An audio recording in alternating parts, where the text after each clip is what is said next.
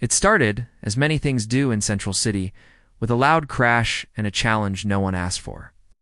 The weather was hot and muggy, everything sticky with the sense of imminent trouble. Down by the docks, a shipment of high-grade tech was coming in, under what the city officials thought was tight security. The Rogues, however, saw it as an open invitation. The Rogues, for anyone not in the know, aren't just your everyday band of villains. They're professionals, a gallery of blue-collar crooks with a code. Captain Cold, their calculating leader. Heatwave, all fire, and short temper. Weather Wizard, with a chip on his shoulder and a wand to match. Mirror Master, half in one world, half in another. And a recent addition, the Flexible Trickster. Together, they operated with a sense of purpose, and the kind of camaraderie that only comes from years of mutual betrayal and tight escapes. Their target was simple, a crate of Wayne Tech prototypes. But the moment they arrived, mirror portal fizzling into existence behind a stack of rusted containers, they discovered another player on the field. Girder was hard to miss. 7 feet of living rust-peppered steel, he looked annoyed. Like someone had asked him to do something beneath him, possibly maths, or waiting in line.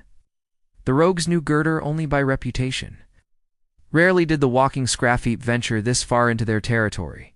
This meant trouble. Cold, always careful, sized up the situation. Girder barely acknowledged them, focusing instead on prying open a crate with one badly dented fist. Steel screeched against steel, echoing into the mist. "We could walk away," Cold suggested, almost rhetorically. But Heatwave was already circling, tightening his gloves, itching for mayhem. Weather Wizard muttered something about the humidity interfering with his wand. Trickster, meanwhile, traded glances with Mirror Master, both calculating an exit. They could have left, could have and, maybe should have. But being a rogue meant never backing down, especially not when your turf was at stake.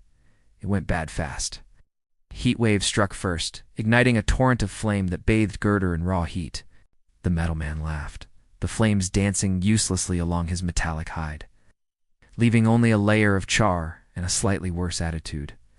Girder swung, catching Heatwave in the ribs, and sent him crashing into a pile of spare tires.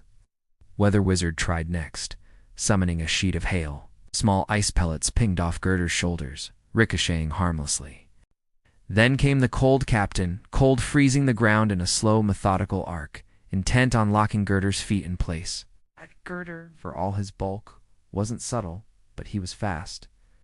Metal toes dug in, cracking the ice, and he lunged at Cold with a roar, fists balled. Mirror Master ducked out of sight, disappearing into a ripple of glass. Re-emerging behind Girder and landing a desperate blow from a mirror shard, it bent, then snapped. Girder barely noticed. Trickster's solution, always creative, was to fire off a spring-loaded boxing glove swaddled with sticky explosives. It went off like a party popper, coating Girder's head in fluorescent glue, which only made him angrier. The Rogues tried everything: fire, ice, illusions, and even a coordinated assault that would have flattened most metahumans. But Girder endured, a battering ram in a world of rubber walls. Minutes passed, or maybe it was only seconds. Time blurs during a beatdown. By the end, Heatwave was out cold. Weather Wizard half buried in a drift of his own sleet, and Mirror Master nursing a dislocated shoulder. Trickster lay on his back, giggling maniacally, unfazed by defeat. Captain Cold remained standing, bruised but unbowed.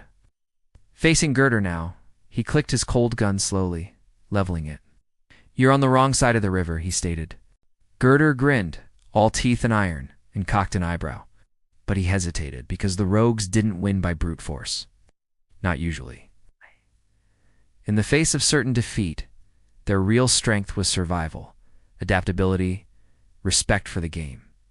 Cold signaled. Behind Girder, Mirror Master, bleeding but smiling, triggered a portal beneath the steel giant's feet.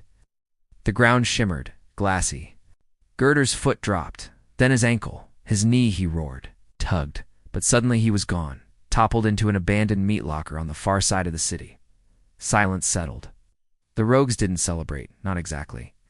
They gathered their wounded, bandaged each other's pride, and limped away from the docks.